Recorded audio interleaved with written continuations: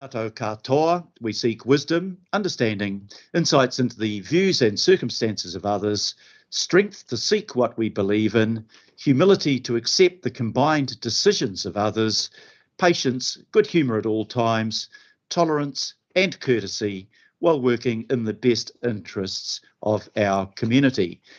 So warm welcome to everybody here, and we've got Sandra there, I can see, ready to go, and we'll do the roll call to begin with. Thank you. Morena, members. Deputy Mayor Cashmore. Kia ora. Kia ora. Councillor Bartley. Councillor Casey, I think is probably an apology. Apologies from Kathy. Councillor Collins. Kia ora, everyone. Kia ora. Councillor Coombe. Councillor Cooper is an apology as well. Councillor Dalton. Morena, Sandra. Morena. Councillor Darby. Morena. Morena. Councillor Filipina. Morena, Sandra, and morena koutou katoa, everyone. Morena. Councillor Fletcher. Good morning. Councillor Henderson. Kia ora, everybody. Kia ora. Councillor Hills. Kia ora koutou katoa, Sandra. Councillor Mulholland. Present. Good morning, Sandra. Good morning, everyone. Good morning. Councillor Newman is going to be late, I understand. Councillor Sayers. Yes, good morning, everyone. Thank you. Good morning. Councillor Simpson. Good morning, Sandra. Good morning. Councillor Stewart. Good morning. Morning. Councillor Walker. Morning. Councillor Watson. Councillor Young. Kia ora, 大家早. Morning. It's back to you, Mayor Phil. Thank you very much, Sandra, and thank you for those that are not feeling well but have been able to make it onto the call. I have apologies from Councillor Kathy Casey and Councillor Linda Cooper, and an apology for lateness from Councillor Daniel Newman. Are there any other apologies? If not, can I get somebody to move the apologies be accepted? I'll move. I'm happy to. Now that was a problem when you're doing things online. Who did I think I got Councillor Dalton. Happy to move or To second. move and Councillor Dalton to second, I think I heard, and a few others that were volunteering. So I'll put the motion to accept those apologies. All those in favour, please say aye. Aye. Aye. To the contrary, no. I declare that carried. Councillors, we're doing this online because we were going to end up with a very small number of people attending in person because of illness and because we've got a relatively a short agenda today. So that's why we're doing it this way. Are there any declarations of interest that anybody wishes to make? If not, I move on to the confirmation of minutes, minutes of the 23rd of June, including confidential, and the 29th of June, the extraordinary meeting of the governing body. Can I get somebody to move that? Shall I just nominate somebody, Councillor Paul Young? Happy to do that. Yeah, Councillor Young, happy to do that. And Councillor Deputy Mayor Cashmore to second. So the motion is to accept the minutes of those two meetings. All those in favour, please say aye. Aye. Aye. And to the contrary, Aye. no. I declare that carried. There are no petitions. Public input. There was a request from the Going West Trust, Naomi McCleary, relating to the transfer of Auckland Council-owned Morris Shadbolt House and Writers Studio at 35 Arapito Road, Titirangi, to the Going West Trust. And I've asked for that to be deferred on advice that the recent passage of the governance framework review means that may well be a decision for the local board, and that will be that item has been deferred to next month while officers are just making a recommendation around that. We're in a new era now with that devolution to the local boards, and we'll need to be informed of the potential implications of that decision at the next governing body meeting.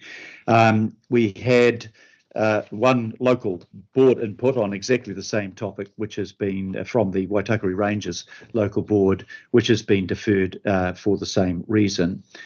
So we come to item number 8, extraordinary items. I've been advised of no extraordinary items.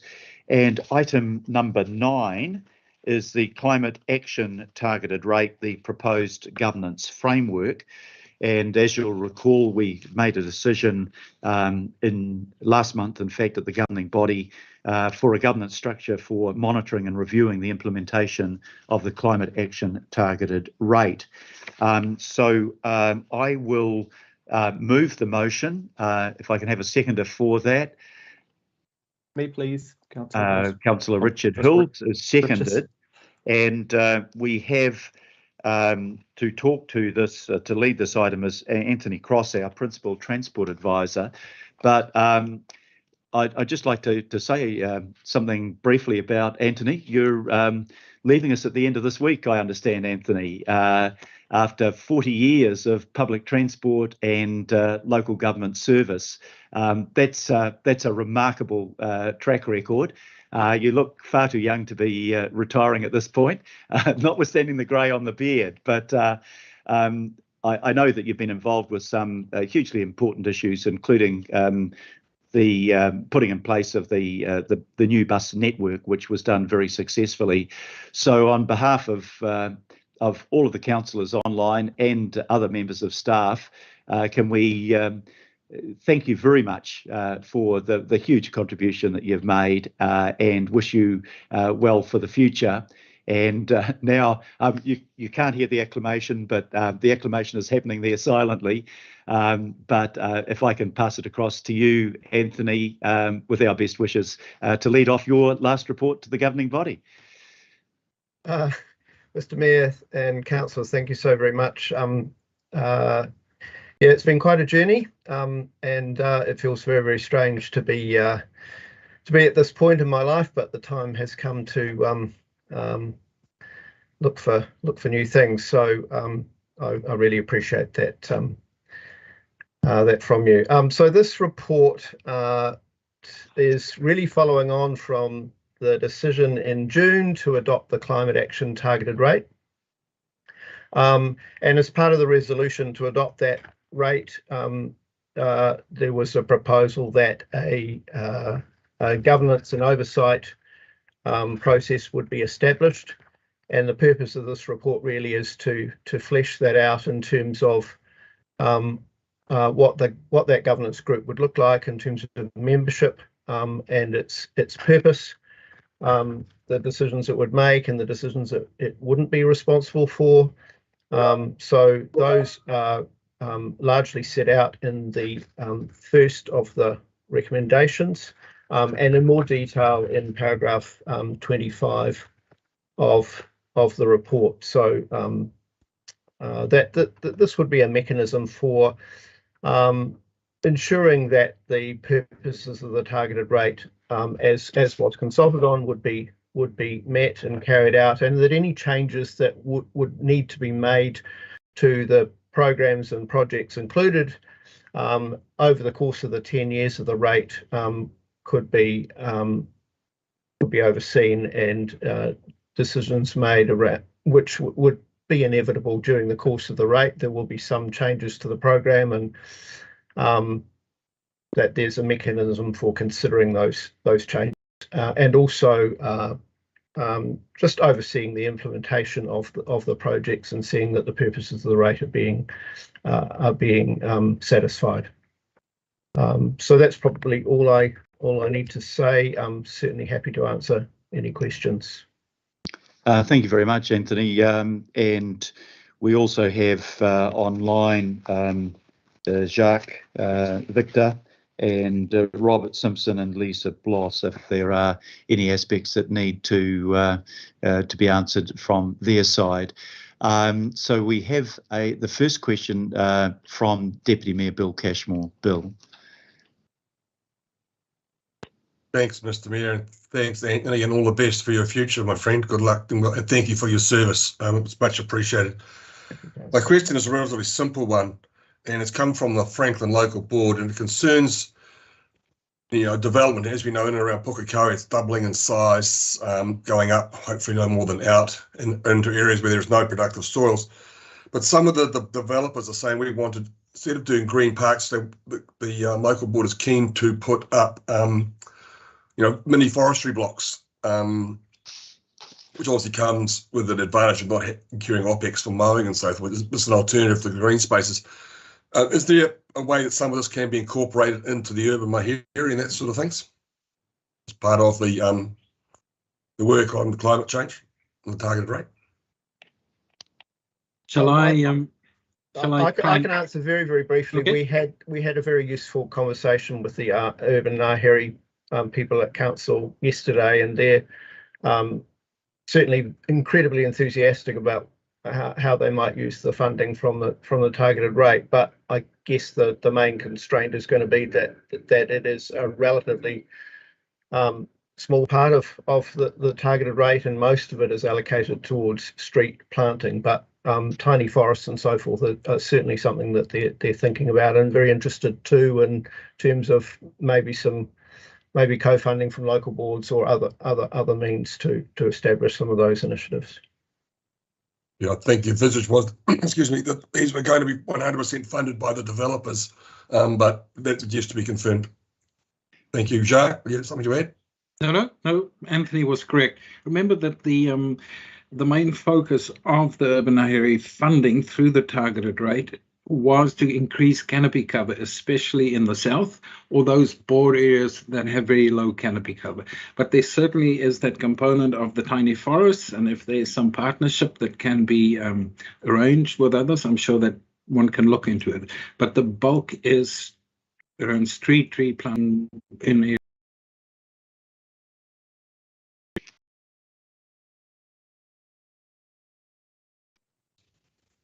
The local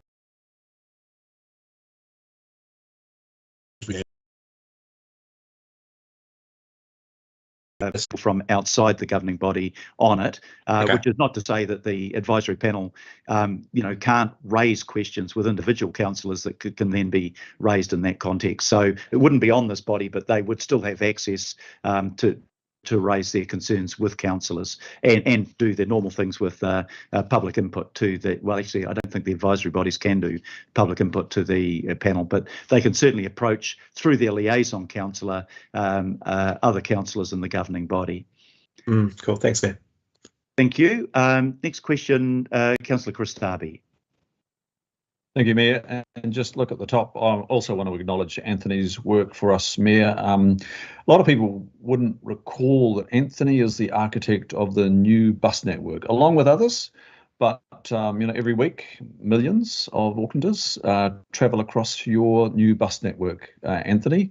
That was a very difficult body of work. You were under-resourced at the outset, but we got you there, collaborating with you, but you were the lead. So just want to acknowledge, Mayor, a significant body of work which this man before us now is ultimately responsible for. Thanks, Anthony. Mayor, just on the D, and for Jacques or others, or for Anthony actually, should we be agreeing that not just the Sustainability Office and our own Transport Strategy Unit, which Anthony's part of, should be part of the mix, but also Auckland Transport? Is there value in that? Can I just get some feedback on that from either Anthony or Jacques? Sure, I can answer that, Councillor Darby. The D really is just about the, let's say, the administrative support to the governance group. Of course, Auckland Transport and both the Urban Ngāhere staff will be part of reporting. I mean, they'll do the bulk of that engagement with the group, so that CSO and the transport strategy. It's really the support to the group. But that's not the limit of who will engage with the group. Okay, look, I'm satisfied with that, Mayor. We've got Auckland, as long as we've got Auckland Transport at another table contributing, and I'm being told that's the case. Thanks, Jacques. Thanks, Mayor. Thank you. And I'm just noting in the background, Anthony, you've got it's an old rail car or something like that. That must have been very early in your term of service in public transport. Right, next question is Councillor Chris Fletcher. Chris. You might have your mic off, Chris.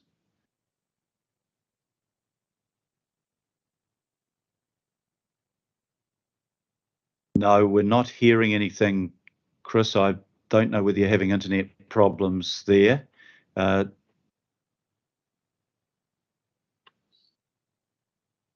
Nothing. Okay, I might. Okay, just while we're waiting to see if Councillor Fletcher can come back in with us, I've got a question from Councillor John. Thank you, Worship. Sorry, I'm having connectivity issues. Okay, back to you, Can Chris. you hear me? I can hear you loud and clear now. Thank you. Having said that, I can't hear you anymore. We'll just pause for a second. I presume you're still trying to be heard. Fletcher or for Watson? This is for Councillor Fletcher. Yeah, Councillor Fletcher, if you're there, you've got the first question. Your Worship, it's Chris Fletcher. Can you hear me?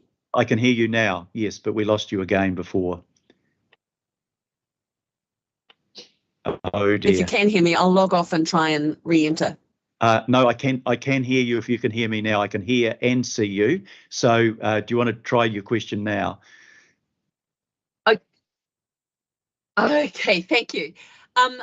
My question really relates to how this will be used. Now, you know, if the oversight group are there, this is not for any operational purpose. This is just more about decision making. But you know, what are the types of decisions? Because I think we are going into an election period, and it would be good to think that this is something that all councillors can be involved in. Could you outline for me as officers the types of situations that could emerge? Because, you know, like a lot of us, I was surprised suddenly that we took a deferred.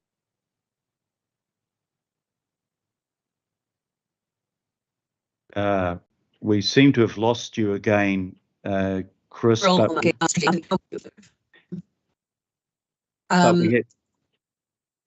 Your Worship, I'm so sorry with this connectivity. I'm actually using council data, and just nothing is working at the moment. Okay, we can hear you again now. If you good, that's great. And also, while you can hear me, I also want to acknowledge Anthony for the work. I enjoyed working with him when I was on the board of Auckland Transport. So congratulations on all that work, Anthony, and best wishes for the future. But okay, we've lost you again, Councillor. But I think lost you again. Yeah, but we have got your question, so I'm just going to go. If officers can anticipate. Have you got the gist of the question? Yep, yeah, we got the question, Chris. So we might quit while we're ahead and just get an answer to that. Been able to convey any of my question? Yeah, no, we got the first and the critical part of the question. So Jacques, were you answering that, or was that Anthony? It was me, Mr. Mayor. Okay, yeah, it's me. Thank you, Councillor Fletcher. I think we've got the gist of your question. So yes, what kind of decisions would we envisage this reference group making? Well, before we get to that, we envisage it having a very strong oversight and monitoring role. So we know that there's obviously heightened interest in the targeted rate, and so this group has been set up to provide that democratic oversight over it. But in terms of actual decision making, you know, this is a 10-year program. It is likely that over the course of that 10 years, things will change, and there will need to be changes to some of the detail of the proposals that we set before you towards the end of the last year in our various engagement with you. So if I can cite one, so ultimately it will be up to the reference group to decide, you know, what types of things it wants brought to it.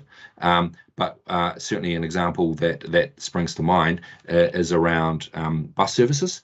The proposal for the targeted rate was reasonably detailed in terms of what bus routes and what bus services improvements will be funded from this.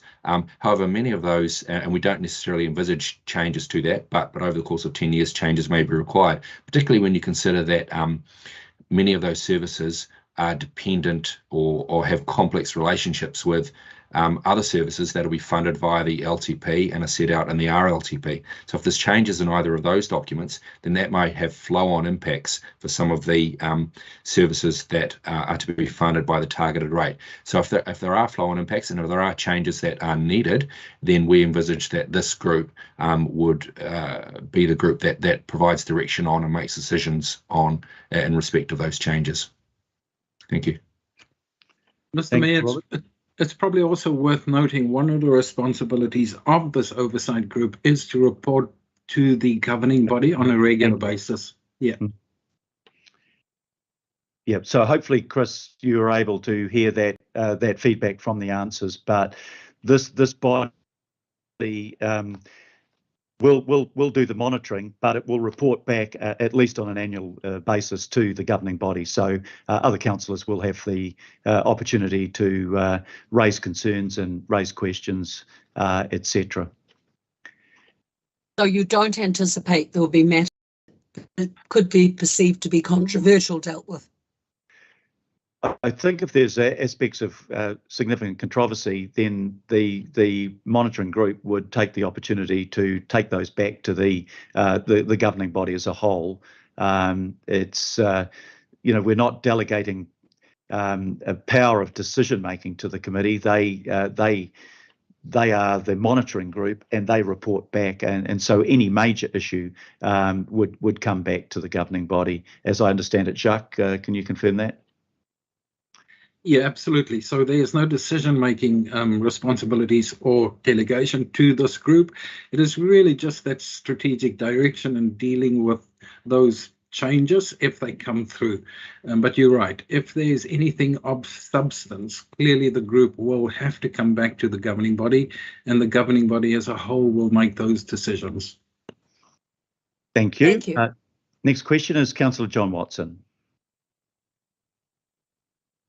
Yeah, thanks, Mr. Mayor, and I just echo Councillor Fletcher's sentiments in respect of Anthony's contribution. Thank you very much, Anthony, for all the help you've given us in the Albany ward over many years. We really appreciate it. As far as this resolution goes, I just want to check, and I noticed the reference in point 4 there, A4, to meeting biannually. I'm really keen to know what that means for the duration of this term. So we're, you know, essentially going into an election season now, you know, where there's obviously a degree of uncertainty. So I'm assuming that there will be no real actioning of this group prior to the new administration coming in, whomsoever they might be, and in respect even of that new administration, in terms of the program, and I think it has been alluded to in the commentary earlier, we were very precise in respect of what was proposed by this targeted rate, particularly as it goes to the bus routes. I mean, very, very precise. When I look at my ward, there's specific routes that are identified all over the place. So I'm assuming it, in the first instance, as far as the bus component goes of it, that work has essentially been done, and there'd have to be very good reason for from changing that, you know, given that that was out in the public domain in the first instance. So I just seeking clarification on that in terms of the detail of the bus program, and the earlier point, Mr. Mayor, going to the balance of this term, which I assume that, that there'll be nothing of any substance really occurring, and those biannual meetings will kick in with the new council in October.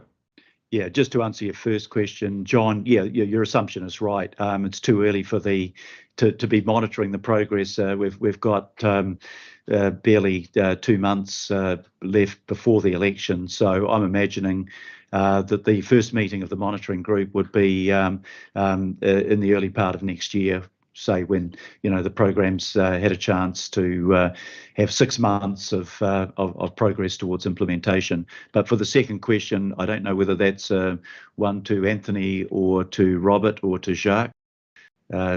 That's about your bus routes. I will answer that one, and unfortunately, Mr. Mayor, I'm slightly going to contradict you now. Oh, okay. No. And then you can tell me otherwise. Yeah. In the report, you will see, I forget the paragraph number now, but in the report, you will see that we are suggesting that there is actually a first meeting of this group before the election, and we are suggesting probably this month, maybe early September.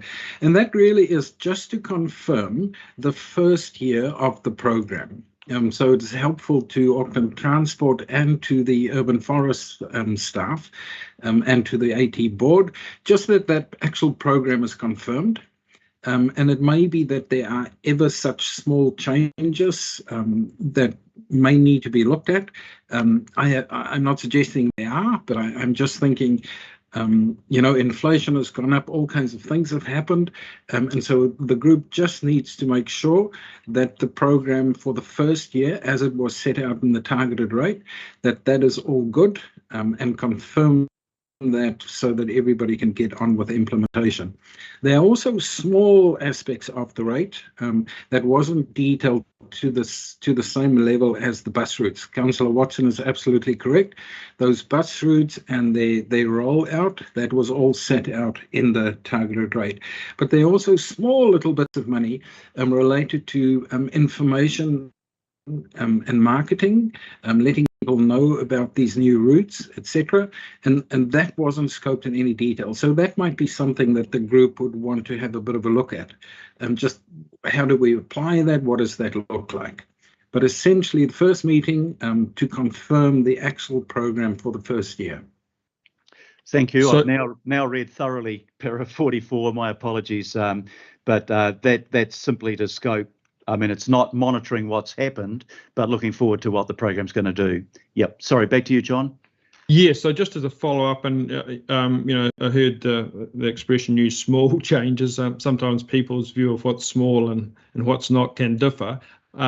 So in that process, then, what is the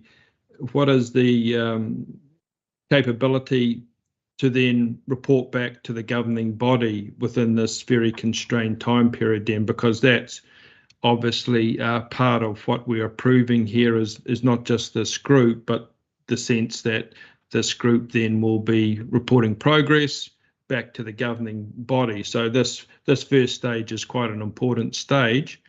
How is the balance of the council then going to input in that as alluded to in A5? There'll be two more governing body meetings, one in August and one in September. So if there is anything significant, and I appreciate your point, well, what's the definition of small or significant? But if there was anything that the monitoring group felt needed to be reported back, that would occur in either August or September. But maybe Jacques, you'd like to comment on that as to whether you think that there's I've got no idea what you're going to be reporting to us, but I don't know whether you have yet, but if you have, you could let us know now. No, you're absolutely right. If there is any change, and honestly, I don't expect any change. It's much easier in the first year to get things right than it is in the years thereafter. But it just seems to us that it is appropriate that the council or this group, on behalf of the council, just confirms that program. I think you're right. If there is any change that needs to be made, highly unlikely. But if there is, then yes, of course, we can come back to the governing body on behalf of the group that's supporting staff. We can put a report together on what those changes are. John, further questions? No, that's okay. Thanks. Thank you. Last question, Councillor Wayne Walker. Sure. So I've got a question, the main thrust of which is, why are we having this group? So I'll just make a few points. So this is one of a series of targeted rates. We've got a water quality targeted rate, we've got an environment targeted rate, we've had a transport targeted rate, we've even got a regional fuel tax, which is actually a form of targeted revenue. We don't have any such group for any of these other groups, many of which are, for their purpose, far more targeted.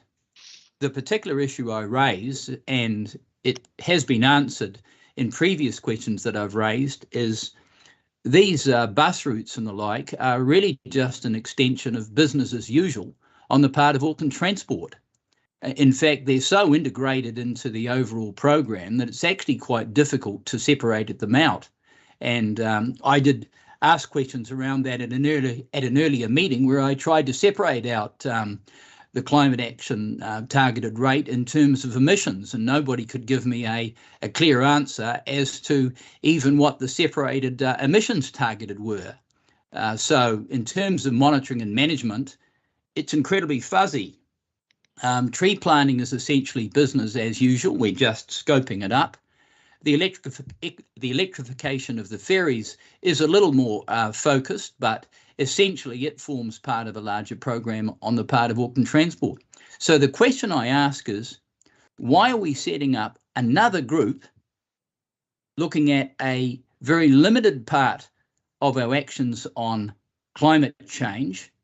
Because this is only a very, very small part of what the governing body and council has to do, and we don't even have any oversight group around that, let alone this. So why are we having this?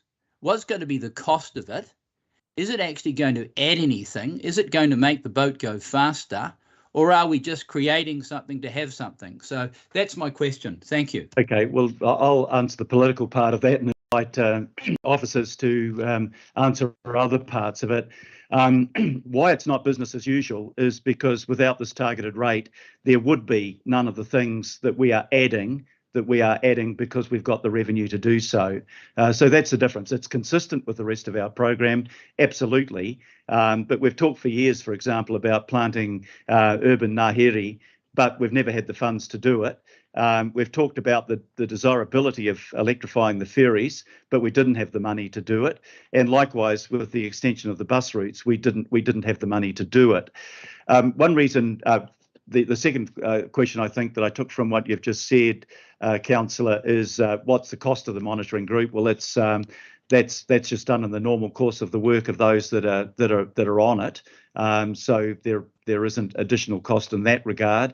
The third thing, and just proffering a reason why we have a monitoring group here rather than with some of the others, with, for example, water quality targeted rate and with the environmental targeted rate, it is officials within the parent body of council that are implementing that process. With this targeted rate, it's largely Auckland Transport that will be implementing it as a council-controlled organisation, which, as set up by the original legislation, is at arm's length. So there's a good reason to have a monitoring group because it's being largely administered through a council-controlled organisation, a CCO. But Jacques or the team, anybody want to add anything further to that answer?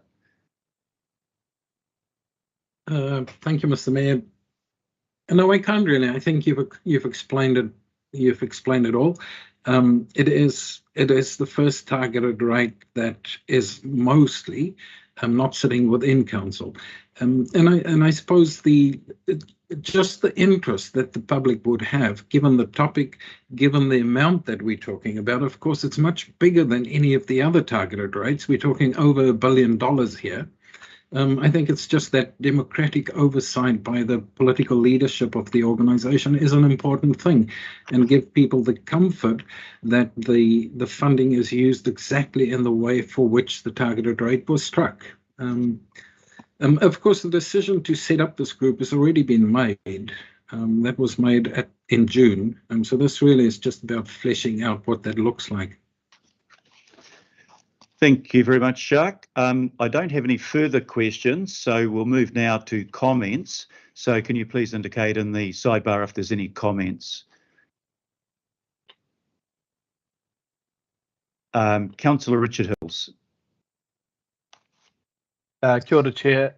Thank you, Mayor. I just want to say that this is a great thing. As Jacques thankfully I was going to ask that question. We've already decided to set this body up. This is just the next process. I think it was fairly unanimous or close to that decision to set this body up. It will be reported back to the whole council, much like the natural environment targeted rate and the water quality targeted rate is, through workshops and public committees, so we can ask all the questions and ensure that everything is happening based on our decisions and our direction. The oversight group was requested by many local boards, many members of the public, and I think many councillors, just to ensure that, as staff have said, that we are keeping an eye on what's happening, because the last thing we want to do is this be business as usual. The last thing we want to do is this be funding stuff or programs that were already funded. And as the Mayor has rightly pointed out, we have put this rate in because we did not have the funding for the bus services we need, the electrifying our ferry fleet, the urban ngāhere, which, yes, we added quite a considerable amount in the climate initiatives in the 10-year budget, but nowhere near enough.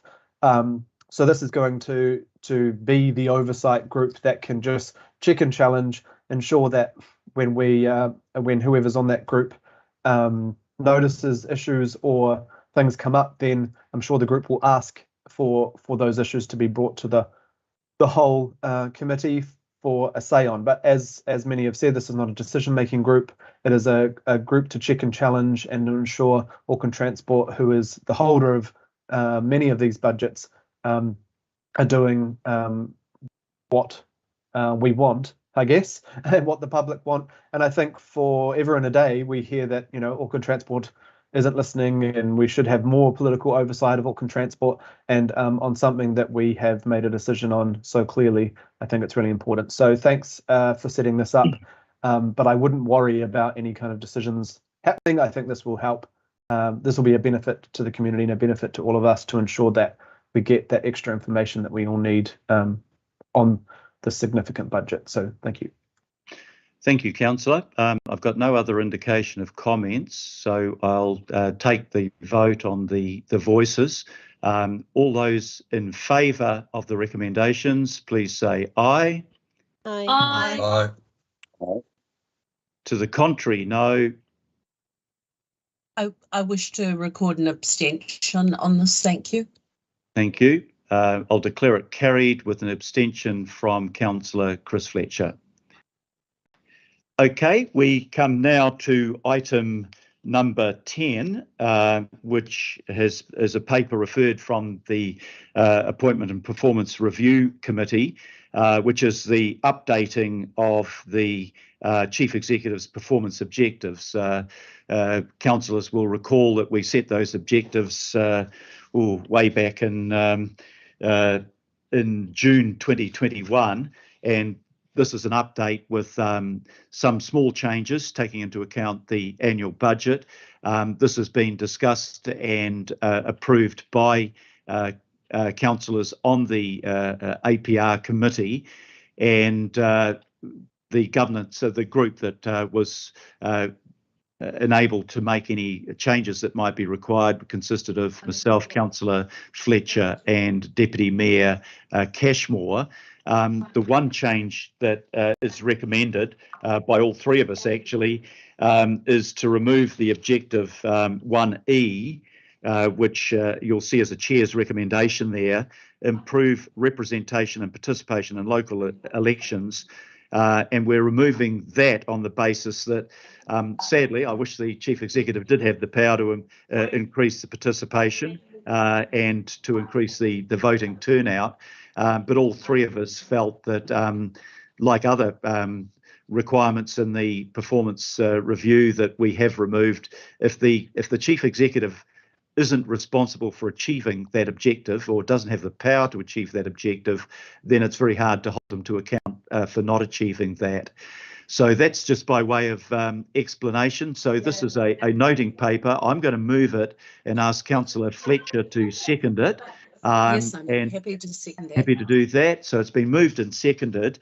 Perhaps if we can begin with you, Jim, as the Chief Executive, any brief contextual comments that you'd like to make, and then I'll go to Shamil Sahib and Rosa Kim to give a more full explanation of the of what's in the amended performance objectives. Jim, over to you. Thank you, Mr. Mayor, and good morning, councillors. Mayor Phil, you've done a good job of kind of explaining what I might have said. Really, this is an opportunity for us to set the objectives for the next 12 months in line with the 3-year objectives that were established in June 21.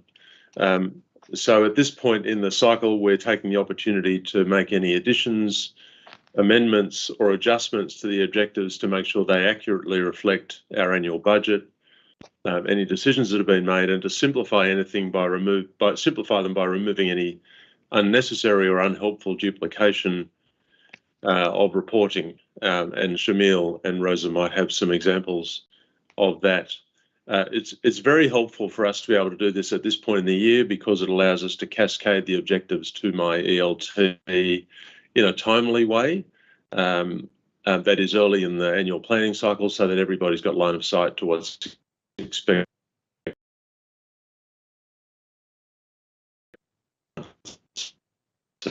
Ahead year. That is a separate process. We'll be bringing that back to the August Appointments, Performance and Review Committee. There'll be unaudited results for the August conversation. Of course, they've got to go through the NZX reporting cycle. But that's just to note that a review of performance is a separate process, and that'll be coming in the month or two ahead. Apart from that, I'll hand over to Shamil to answer any detailed questions or take us through a little bit of the detail of the way this has been done. Thanks, Jim. Over to you, Shamil. Thank you, Mr. Mayor. So, look, I think with your introduction and Jim's comments as well, it's covered some of the key points in terms of context. Just to add to that, these objectives were set for a 3-year period, and the intent of that was that we make just minor changes through each year if needed to align to changes in the environment and challenges council may be facing. So this is that minor change we're coming in for. The full review of the objectives will happen in 2023.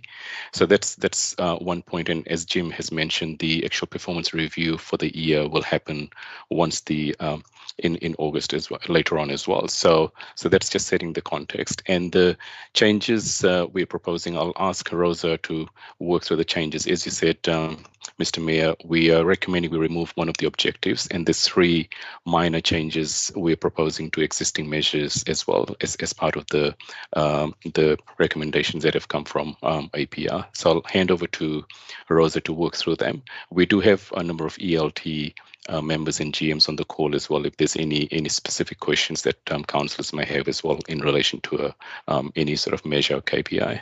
So over to Rosa. Thanks, Shamil. Rosa.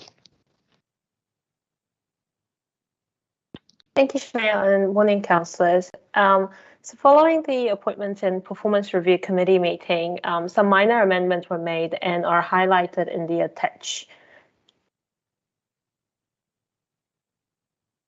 Oops. Oh, sorry, I've just lost my video. I'll repeat what I've just. We thought we'd lost you. Yeah. So following the Appointments and Performance Review Committee meeting, we've made some minor amendments that are highlighted in the attachment alongside the governing body paper. They are some minor wording updates to Objective 1C, Advanced Māori Identity and Wellbeing on page 1. Please note that the measure intent and the target setting has not changed. We've just made some minor wording updates to wordsmith some of the measurement statements. We've also added in a new measure of success for Objective 1D, support elected members' decision making on page 1. The measure highlighted improve elected member capability post induction based on the elected member capability framework will be used post the elected member induction program, and it will be a self-assessment framework. Lastly, there are some wording updates to reflect, maintain and improve for Māori senior leadership ethnic diversity targets for Objective 4A, and that's on the last page on page 5 highlighted. As Shamil mentioned, the delegated subgroup from the Appointments and Performance Review Committee have agreed on those 3 amendments and also the additional agreement to remove Objective 1E on improving representation and participation in local elections. I will pause there to take any questions. Thank you very much, Rosa and Shamil and Jim. So I think this is reasonably straightforward, but open it up first of all for questions, and then we'll subsequently go to comments. If there are any questions, I haven't got anything in my sidebar yet. So I'm presuming everybody's quite comfortable with that. So we'll move. Oh, sorry. Question from Councillor John Watson. John. Yeah, thanks, Mr. Mayor. I'm just really interested in that last point that was made in terms of gender identity balance and senior leadership, and the change that's been made in respect of the phrase maintain and or improve. How does that work in reality? So we've got here goals to increase by 3 Maori, Pacifica by 3, Asia, Middle Eastern, Latin American, African by 2 amongst that big geographic part of the world. How does that work in reality in terms of people in those positions not moving on? If people remain in the job, are these roles created, or are they contingent on people at that level leaving? How are those uncertainties dealt with in terms of that goal? Okay, I'm not quite sure who's answering that. Shamil, you were leaning forward, so I'll take that as an indicator.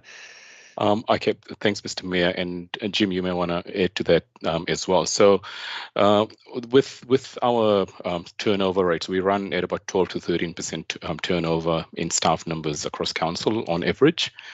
So that means there's always obviously opportunities coming up as staff are moving on, and so that with that turnover, we do have opportunities coming up, and that's probably the main why we actually are able to look at achieving the targets we've set over here as vacancies come up. Okay, so just a quick follow-up, Mr. Mayor, if I might.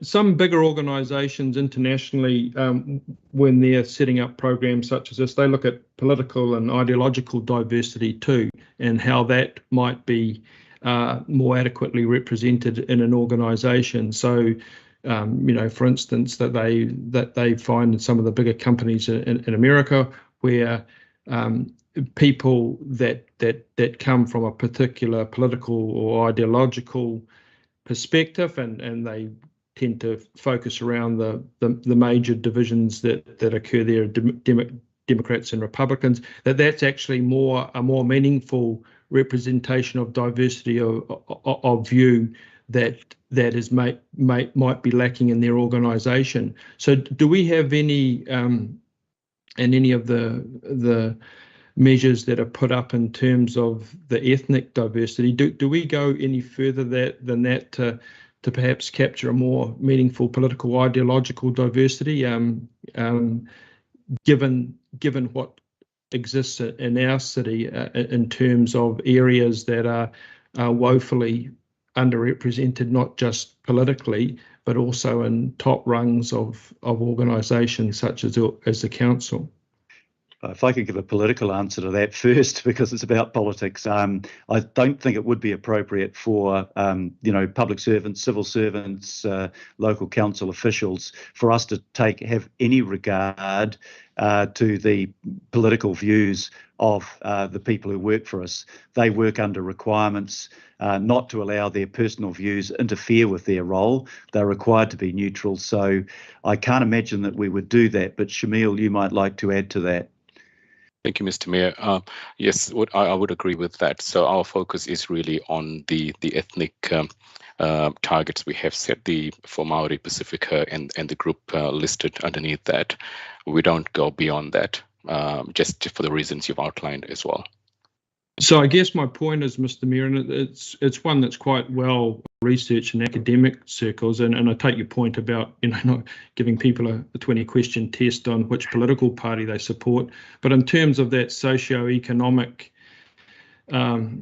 reflection, which for many people is a more accurate assessment of someone's overall diversity, and we used to have an element of that in New Zealand, and before kind of identity politics, became more prominent.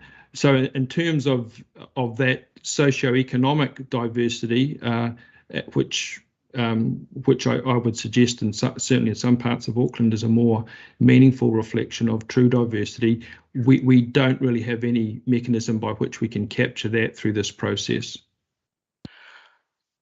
If I can just add to that, Mr. Mayor, so obviously legislations evolve over time as well, and there's, I guess, limitations on what information we can gather from candidates as well when we go through the recruitment process. So that's also a factor we have to consider, and that's one of the reasons why we obviously have kept this target confined to the measures we have here. Richard's on the line as well. He may want to add something to this. Yeah, thanks, Shamil. Kia ora, everybody. Richard Jarrett, Director Group Services. A couple of points I'd make is, one is we know that we don't, our workforce doesn't reflect the profile of the communities we serve right across Auckland, and parts of Auckland, I should say. So there's quite a bit of work we're doing on both attracting the right range of candidates into council. Part of that is if you can't see it, you can't be it. So we are embarking on a journey of making sure that people can see people like them in local communities working inside council. So if I can see it, I feel I can be it. So we have to attract the right talent pools. And then secondly, internally, we're doing a lot of work around talent mapping and talent management to see what opportunities exist to grow talent across different ethnicities into different role types. It's a deliberate approach we are taking to make sure that we can both grow from within, and once people are here, they can develop skills, but also attract the right people into the organisation as well across different groups. Some of these targets that we have in here, you could argue, are measures in and of themselves, but it's more about the essence of what we're doing to grow talent and encourage people through different areas. On the question of some of the measures we're talking around, legislation doesn't allow us to recruit or screen for some of the factors being discussed, so we have to be really careful about where and how we screen candidates as we bring them in. And then lastly, our very interview panels that we set up in council for attracting the right talent, we're looking to make those far more diverse in the panel who are interviewing, because some cultures and ethnicities do have a bias for being interviewed in a different manner. So the types of questioning we use, how we engage, needs to be very different and sensitive to different cultures and ethnicities as well. Thanks. Next question I have is from Councillor Wayne Walker. Sure. So I've got a question around B, and I don't have any point of difference with B. It's about removing that objective as it goes to the influence of the chief executive around representation and participation in local elections. So the question I've got goes to a specific example where there was a complaint, and this involved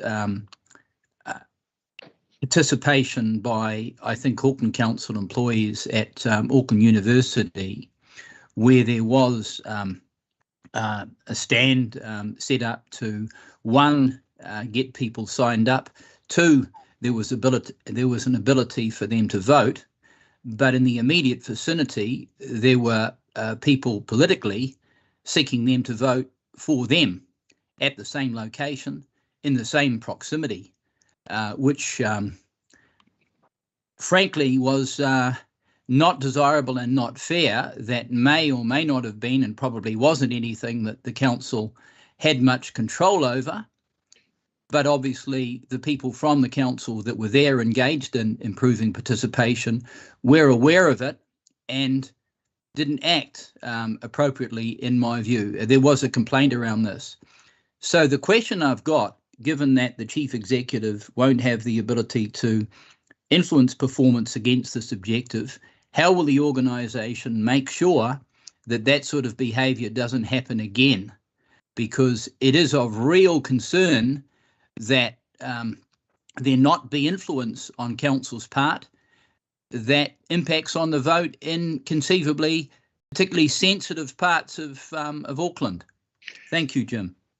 Just to clarify one thing, this is not about removing the ability of the chief executive to influence. This is about removing that as a performance objective by which we can judge the performance of the chief executive, which is around participation and turnout. So the chief executive still has a role to play in broader areas. But Jim, do you want to deal with the specific question? I know we've got Rose Leonard online, Mayor Phil, who is much closer to the particular circumstances in relation to the point that Councillor Walker has raised. Rose, I wonder if you might be able to comment on what actions we can take in that regard. Sure, and kia ora tātou. I am aware of the issue that Councillor Walker is referring to. It was what we used to call a one-stop shop, where people were able to enrol and vote all in the one place. And he's also quite rightly recalled that it was very difficult to, we had no idea that people were going to be campaigning, you know, and standing nearby our booth. But look, I've got a close eye on that this time, aware of the issues. We will be doing far fewer of those one-stop shops because they are very difficult to control and manage, and I am aware of that issue and looking at that, making sure that that doesn't happen again. Thank you. I have no further questions, but I do have, we come to comments and a request for a comment from Councillor Chris Darby. Chris. Thanks, Mayor. Thanks, Chief Executive. Look, I do support this, being a member of the Appointments Performance Committee as well. But the question, Mayor, of course, is where does this responsibility lie, if not with our Chief Executive? And there is good reason as to why it can't reside with the Chief Executive as a performance objective there.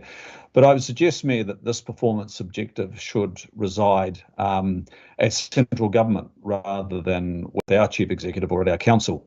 And I say that, Mayor, because we're seeing a pattern of declining participation in elections at Auckland Council, but we're seeing it around the nation.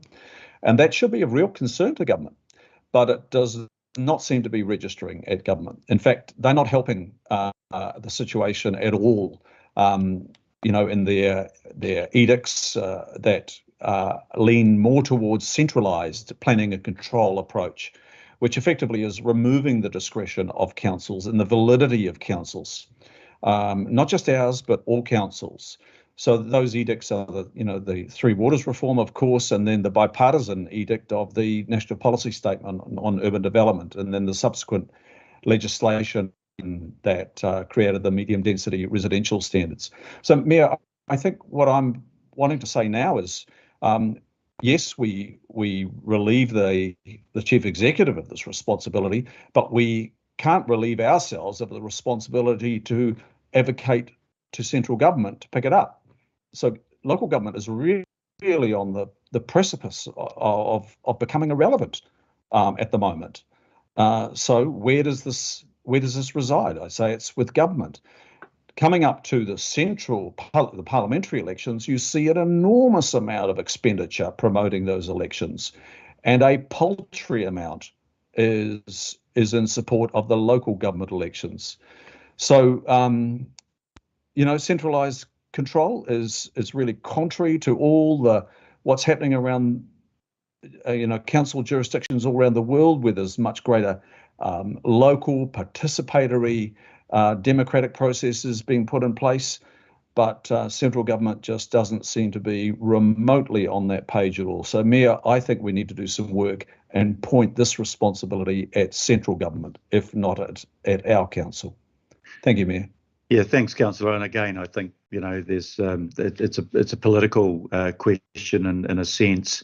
We're not removing. I just repeat this: we're not removing responsibility from our chief executive for doing what is within our capability to do to promote, particularly turnout at elections.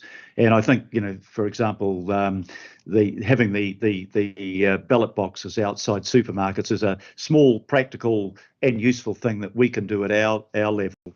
But we do need to look at the wider issues that you've referred to. And I support your analysis that the more government centralises and takes control over things that would normally be within the control of local government, the less relevant local government becomes in the eyes of the electors. And that is an important factor, I think, both in Three Waters and in the sort of thing that the NPSUD has done in removing placemaking and basic control over design features of houses to ensure their livability. So I think that will be a new challenge for the new council. And another challenge, in the same light is if you don't get media coverage of what we're doing, then you create anonymity on around the elected representatives, and people have said to me more often than not, we're not going to vote because we don't know any of the candidates. Now, that's a bit of a cop-out to make that statement, but it is the statement that's most frequently made to me. And if you don't get good media coverage, you'll be getting some media coverage of the mayoral contest, but you scarcely get any media coverage of elections at a ward level, and you don't have party political labels in most cases, and then you don't get visibility of the individual at a ward level, then we perhaps shouldn't be surprised that those are factors that mitigate against a higher turnout and a much lower turnout than is healthy in a democracy. So those issues, Councillor, you're quite right, are all still there, and will need to be receive the continuing attention of council on an ongoing basis. I don't know whether there's a question there for officials to address, but I'll give them the rose if there's anything that you wanted to add to that. It's a broader issue, I think, and an appropriate issue that Councillor Darby has raised. Is there anything you want to add to that, Rose? We are working with the Electoral Commission to try and get, you'll see some really great stuff out on Māori TV to get people to enrol and vote. So I think the Electoral Commission is picking up the pace, but the comments that you've made, Councillor Darby, are essentially political ones. But from a staff perspective, I think that central government does have a huge role to play in this. Thank you. My next question is from Councillor Chris Fletcher.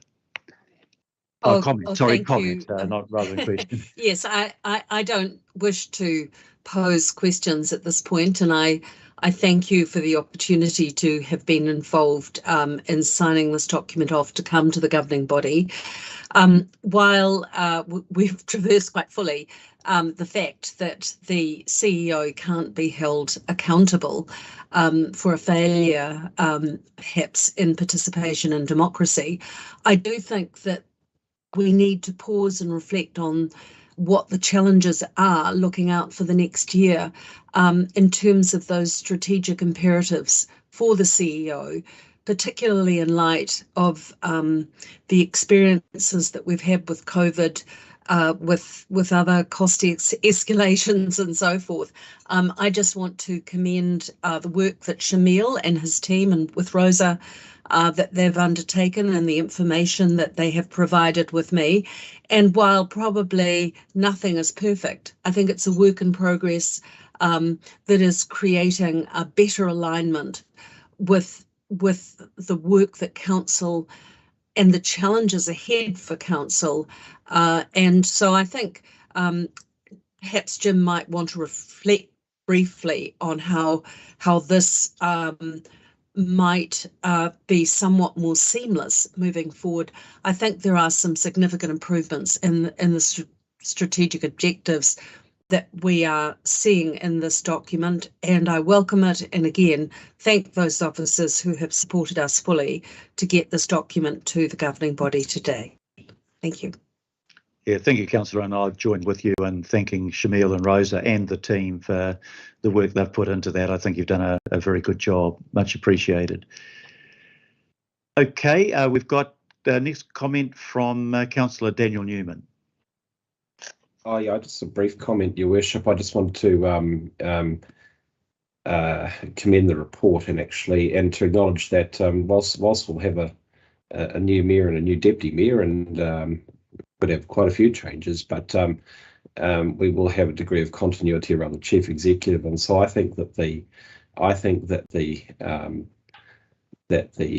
report and the objectives here are appropriate, and so I share the comments expressed by others, but also I think that the removal, the exclusion of Objective 1E is critically important because, frankly, I suspect in this post-COVID, well, it's not post-COVID world, but the impact of some of the issues that occurred last year around declining social license with respect to lockdowns and the rollout of vaccinations is compromising the confidence and the trust of people in our community in relation to how they perceive a relationship with government and with governors. And it's most likely to play out in probably quite significant declining voter participation. I regret that. It doesn't sit comfortably with me that the turnout in my ward is one of the lowest anywhere in Auckland. I'd like to win, but I'd like to win with a much higher mandate in the form of a much higher voter turnout. So I do think there is a need to reflect that challenge. I think that Christabia is right, but I think inherent to any debate around voter turnout is the need to reflect on the public's confidence in the impact of decisions that are taken at central government, as Chris has pointed out, but also not to discount the impact of the lockdown and the rollout of the vaccination program last year, which was very patchy and which caused great concern amongst a great many people around the directives of central government as it related to people's personal health circumstances and the decisions that they were confronted with. So I do agree with the exclusion of Objective 1E, Your Worship, and I thank the committee for its recommendation on this matter. Thank you very much, Councillor. I've got no further requests for comments, so I will put this motion on the voices. All those in favour, please say aye. Aye. Aye. Aye. Aye. To the contrary, no. I declare that carried, and I think unanimously. Next item on our agenda is a summary of governing body information memoranda, workshops and briefings. Could I have a councillor to move that noting progress on the future work program, forward work program? Happy to do that, Councillor Mulholland. Councillor Mulholland to move. To Second, Collins. Councillor Collins to second. If there's no comment on that, I'll put the motion. All those in favour, please say aye. Aye. Aye. Aye. To the contrary, no. I declare that carried. Item number 12 is a consideration of extraordinary business. There is none. So with that, can I thank councillors for attending today and wish all of you well with the current spate of illness around the community, it does make everybody's life that much more difficult. And in particular, to thank those councillors who are attending online, notwithstanding the illness that they're suffering. With that, I will declare the meeting closed. Have a good weekend. Thank you very much. Thanks, Mayor. Thanks, Thanks, Mayor. Mayor. Have a Thank you, Mayor. Thanks, Mayor.